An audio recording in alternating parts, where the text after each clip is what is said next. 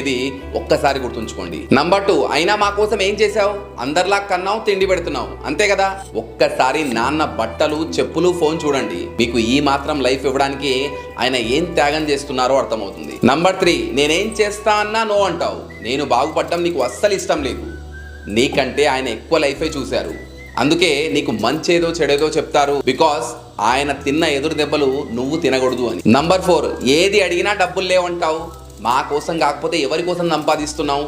ఏం పోయేటప్పుడు తీసుకొని పోతావా? ఈ ప్రపంచంలో ఏది ఎక్స్పెక్ట్ చేయకుండా తన కష్టం మొత్తాన్ని తన ఫ్యామిలీ కోసం ఖర్చు పెట్టే ఏకైక వ్యక్తి నాన్నే అనే విషయాన్ని ఎప్పుడు మర్చిపోకండి. నాన్న లేకపోతే మనల్ని ఈ ప్రపంచంలో పట్టించుకునే వాళ్ళు ఒక్కరంటే ఒక్కరుండరు. కావలిస్తే నాన్నని గెలవడానికి ఆయన సమాధి దగ్గరికి వెళ్లే వాళ్ళని అడగండి. వాళ్ళెంత దురదృష్టవంతులో, నాన్న ఉన్న మీరెంత అదృష్టవంతులో చెప్తారు. నాన్నంటే వెలకట్టలేని ఆస్తి అని నమ్మే వాళ్ళందరూ వీడియోని లైక్ చేసి, ఆయన పేరుని కమెంట్ చేసి, ఈ వీడియోని వీలైనంత వరకు షేర్ చేయండి.